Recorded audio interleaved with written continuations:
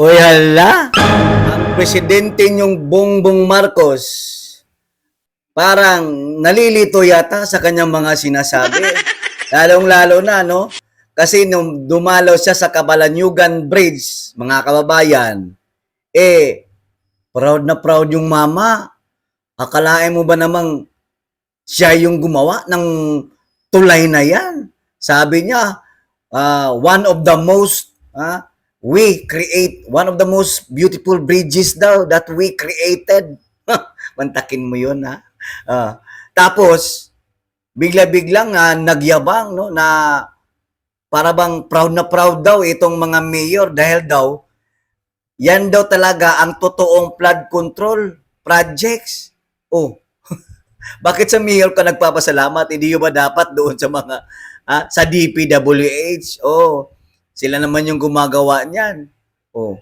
Tapos sasabihin mo pa 6,000 kada araw ang dadaan dito sa Camalanyugan Bridges at sinabi mo pag talagang maraming traffic.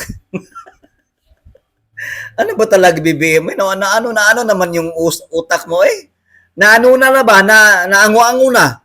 Ha? Di ba? Oh, alam ng taong bayan, ha? Mamaya may pakikita akong video sa inyo. Kayo na lang po siguro humusgan yan kung talaga ba ang kaninong proyekto yan at kailan nasimulan. Ha? Kasi tulungan natin itong presidente natin, no? Parang may amnesia na yata siya eh, no? Hindi niya yata nakikita kung saan talaga nagmula yung proyekto na yan. At sinasabi niya pa nga na parang kinokopya lang daw yung disenyo ng tulay. Halatang halata naman kamukha nga ng no? Kamukha nga doon sa Bukana Bridge, yung tulay diyan sa Camalanyugan Bridge, di ba? So, patunay lang na talagang very defensive, no? Defensive yung presidente yung bangag. Oo. Alam naman ng taong bayan eh. Kung sino talaga ang author diyan, kabilang yan sa build projects. Pero syempre, kailangan natin ng patunay. Hindi po pwedeng diretso-diretso na lang tayo. Oh. Pero bagong lahat, maraming salamat nga pala sa ating mga bagong mga subscribers, sa ating mga OFW na patuloy na sumusuporta sa atin, sa mga nag-like, sa mga nag-team replay, sa mga nag-subscribe. Maraming salamat po at road to 100,000 na po tayo. No?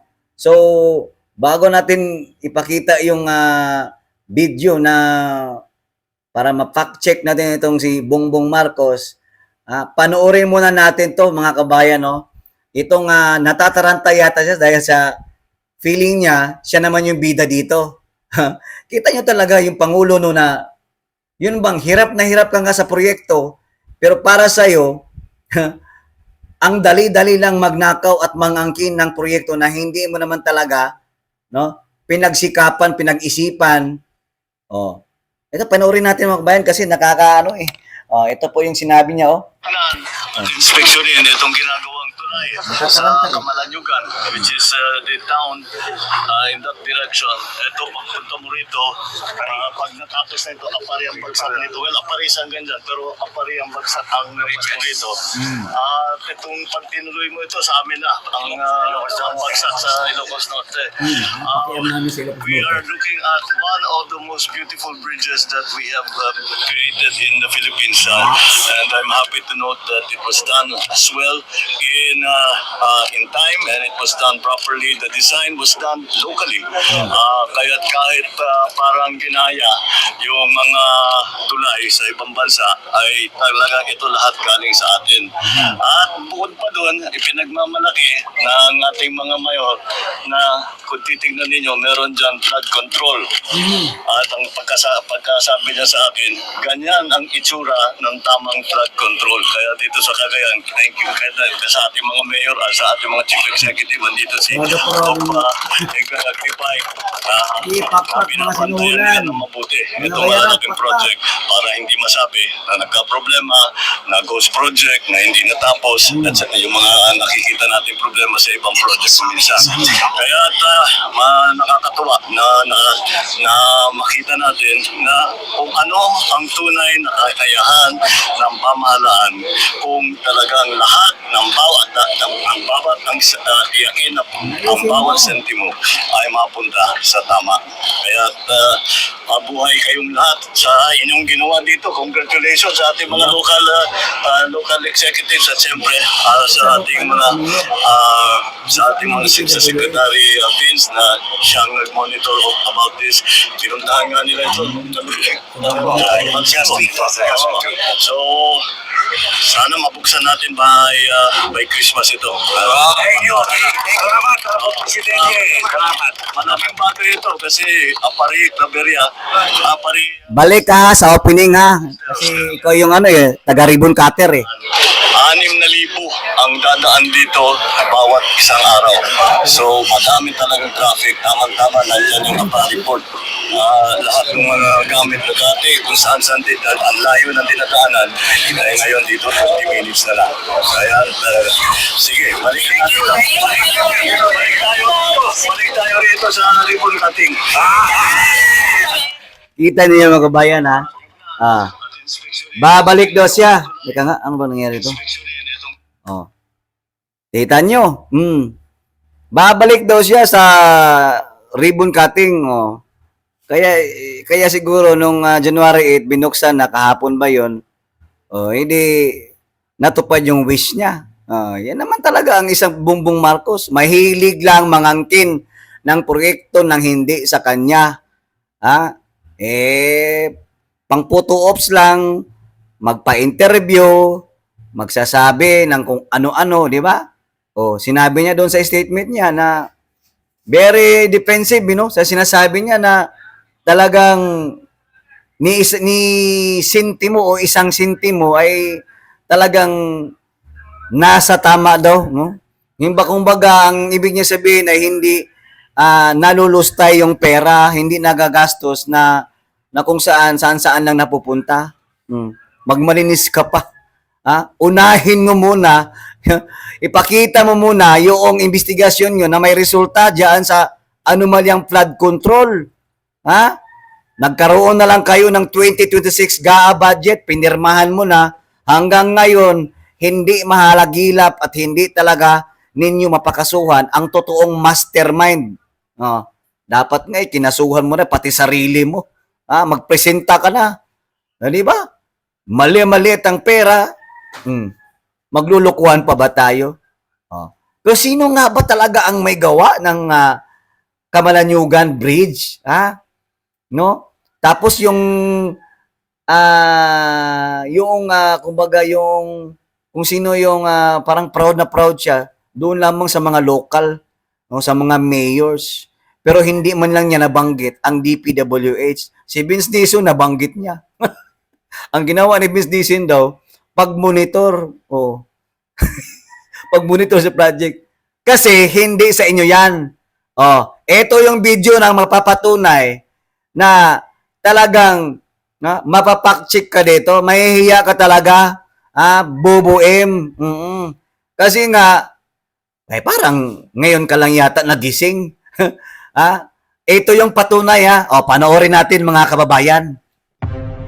Buksan na natin itong napakaganda na tulay. I think this will serve as a model for many of the other bridge projects that we will be seeing around the country.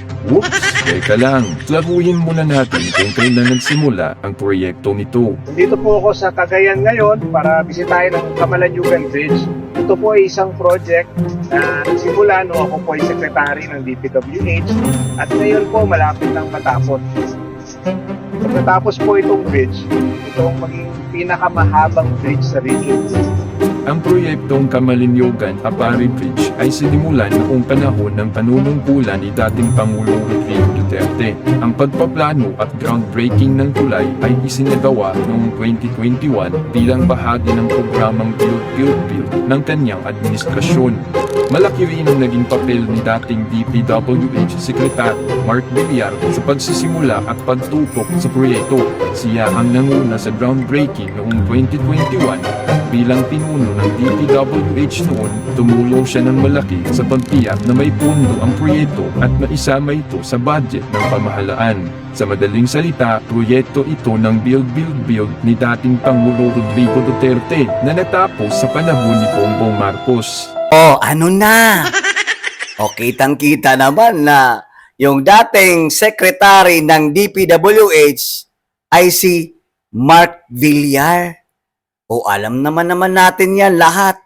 Nangyari yung pagiging pamumuno ni Mark Villar nung time ng pandemya. O, nasa kabila ng lahat, ang daming mga distractions, ang daming mga balakid, delays, pero still, ang administrasyon ni President Rodrigo Roa Duterte ay nakabuo pa rin ng sangkatutak na proyekto. May pandemya pa yan. Oh. Sino ang author niyan? Eh di yung administrasyon Duterte. Maliwanag po yan, Mr. President Bongbong Marcos. Kahit ano pa man niyang pang-aangkin mo sa bawat proyekto na talagang ginawa ng dating administrasyong Duterte, hindi mo maaangkin ang talagang pinaniniwalaan ng taong bayan kung sino ang tunay na may gawa, may proyekto, at meron talagang dedikasyon na magserbisyo sa bayan. O hanggang dito na lamang mga kababayan, kayo na lang po ang humusga sa taong yan na ubod, naka-pretentious leader, napakasinungaling, magsasalita ng ultimo sintimo, hindi magagastos ng kailangan dapat tama. O, kumbaga, ang gusto niyang sabihin na walang korupsyon. Ano ito nakikita namin ngayon? Ano nangyayari ngayon sa anomalyang flood control? O, nasa ano yung perang milyon, trilyon? O, maglulukuhan pa ba tayo? Hanggang dito na lamang mga kabayan. Maraming salamat and God bless us all. Bye!